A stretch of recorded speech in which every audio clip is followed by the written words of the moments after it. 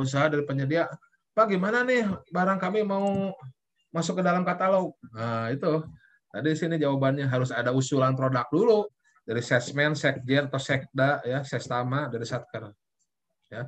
Nanti ada usulannya, lihat apa jenisnya apa, speknya apa, terus apa penyediaannya yang bisa siapa saja, harganya, pembelian beberapa tahun terakhir. Nah, itu diusulkan. Nanti dievaluasi oleh gitu ya.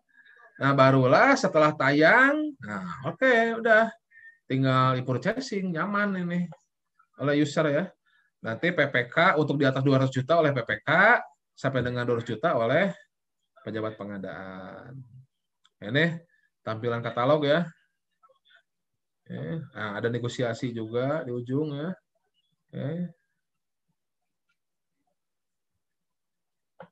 Udah selesai ini. Saya jawab. Oh, satu lagi sikap nih. Nah, untuk sikap, ini tampilannya seperti ini. Silahkan bisa masuk atau daftar ya. Nah, ini untuk login ya. Jadi harus punya akun SPSE dulu. Ya. Ini untuk tender cepat dan di pengadaan langsung. Oke. Nah, tender cepat ini adalah untuk pelaku usaha yang sudah terverifikasi dalam sikap. Nanti tercepat tadi udah dibilang ya, spesifikasi standar, penyedia hanya masukkan harga, ya, kemudian penetapan berdasarkan penawaran terendah. Bisa reverse auction, dalam artian seperti negosiasi tapi melalui sistem. Ya.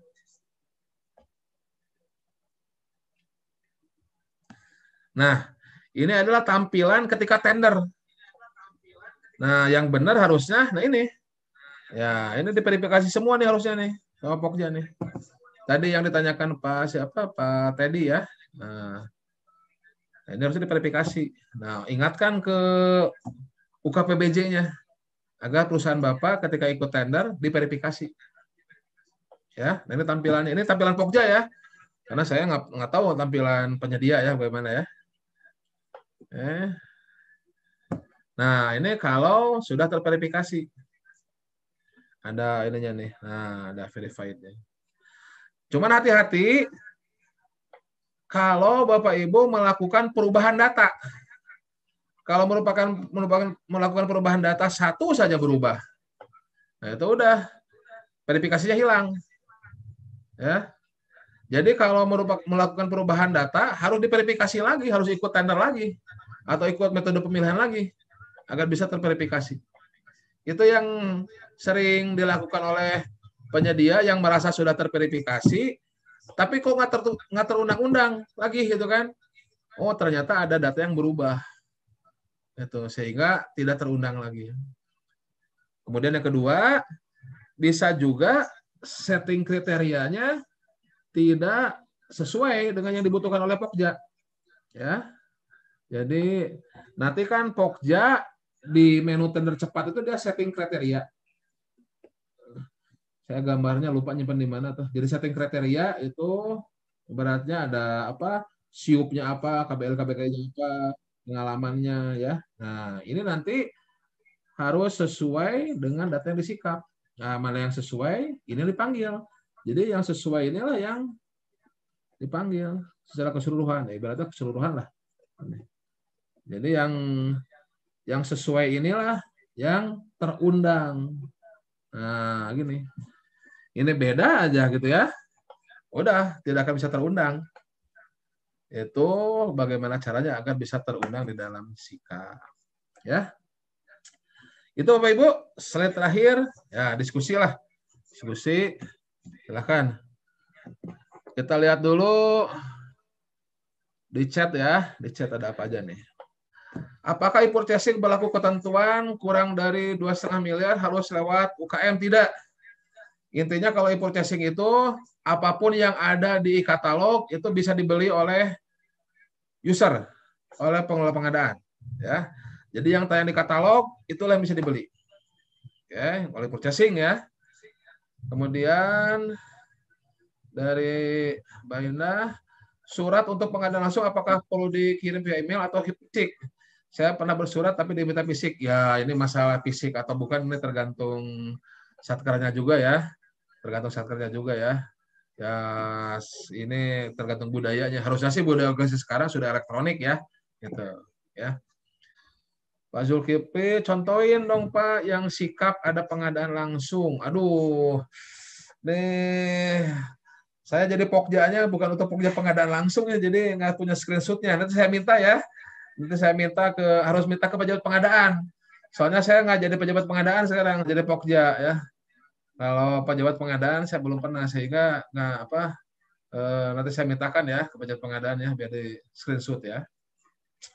Jadi baiknya ditujukan kemana pengadaan langsung? Pengadaan langsung surat penawaran ke PAKPA.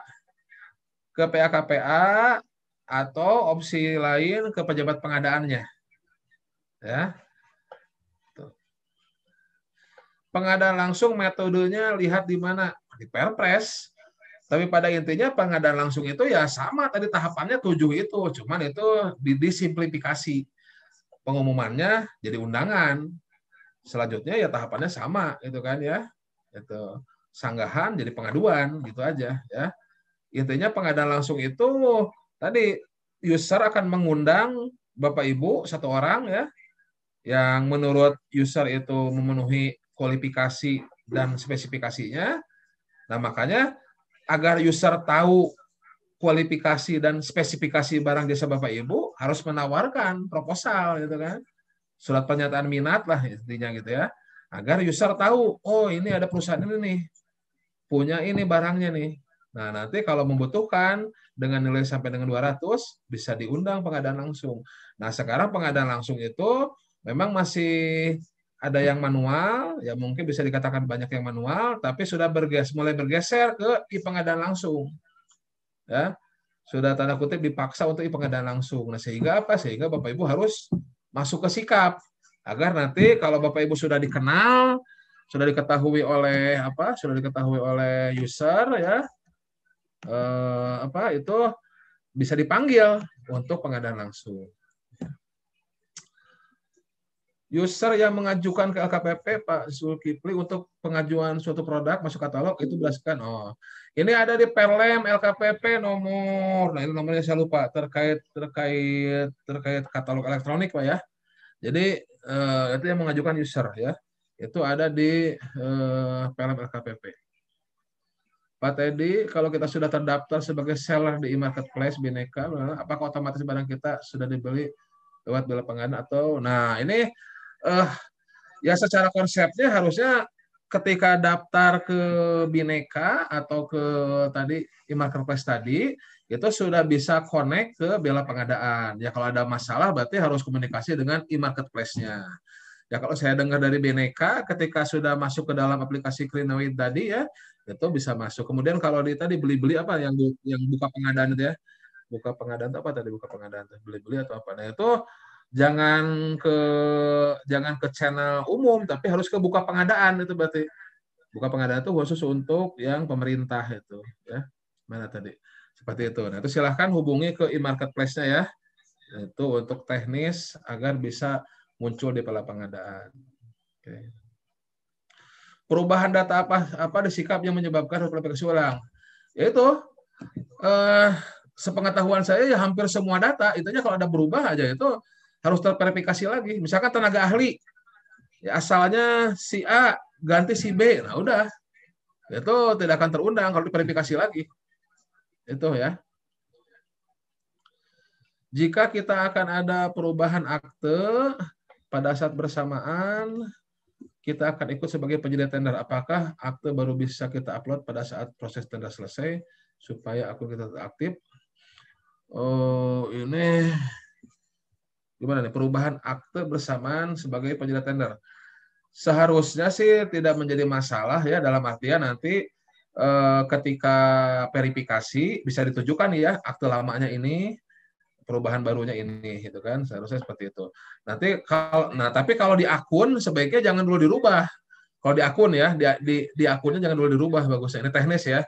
Karena apa? Karena Pokja menggunakan aplikasi kan, ketika akun berubah ya itu saya takutnya bisa ada masalah.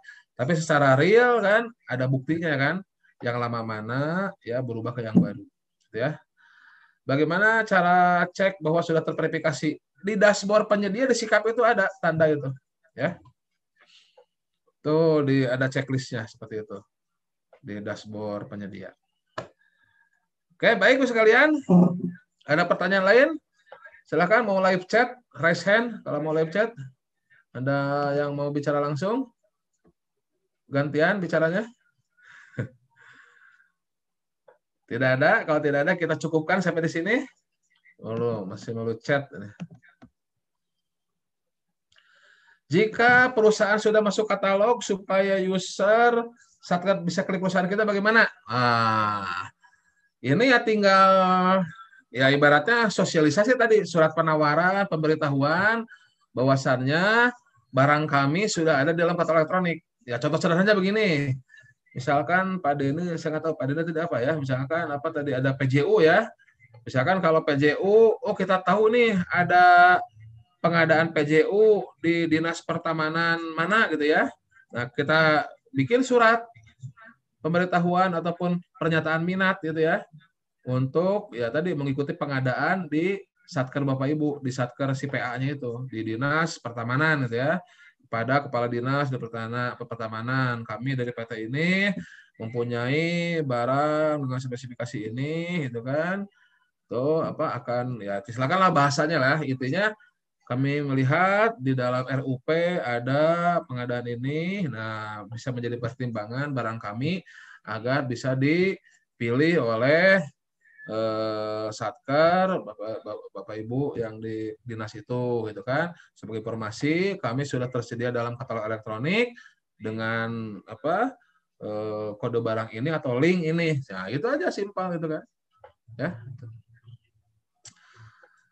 Diperlihatkan sebelah mana verifikasinya. Nah, itu saya nggak punya akun dashboard penyedia ya. Ini kalau akun Pokja ini sudah ada ini akun Pokja ini. Ada ini. Kurang lebih sama lah, ada checklist seperti ini, verified. Ya. Oke.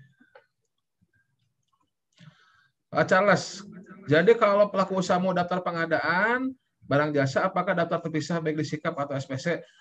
Kalau untuk SPSE itu cukup masuk SPSE, ya.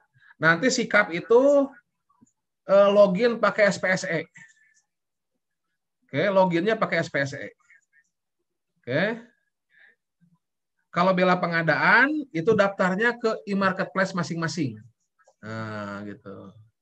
Nah, jadi Bapak mau nempel ke e-marketplace mana nih? Mau ke Grab, Bineka, mau ke Beli-Beli, mau ke mana? Tuh, ya. Bagita, Lintas Arta. Apakah diperbolehkan satu perusahaan memiliki dua akun di katalog?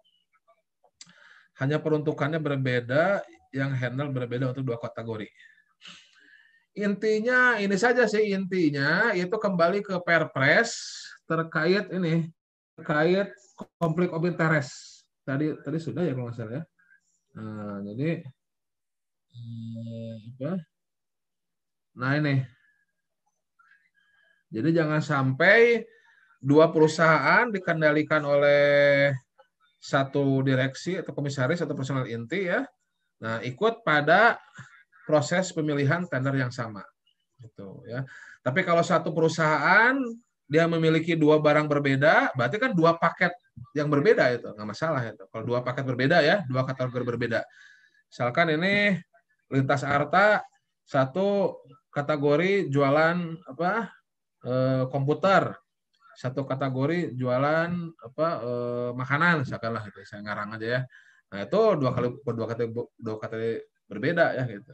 Ya, gitu ya. Tapi kalau akun SPSE perusahaannya sama, ya sebaiknya itu ya satu akun ini ya. Dan coba dikoordinasikan dengan SPSE-nya ya, ini ya. Dikoordinasikan. Intinya secara substansi ini ya, coy ini ya, secara substansi. Kemudian kalau dua kategori berbeda tidak masalah, yang masalah itu tadi konflik of interest itu kalau satu paket ya, satu kategori ketika pemilihan penyedia itu dua perusahaan masuk dalam satu paket yang sama dan itu dikendalikan oleh satu orang yang sama. Oke, Bapak Ibu sekalian, ada pertanyaan lagi? Ada yang mau diskusi langsung? Atau sudah cukup?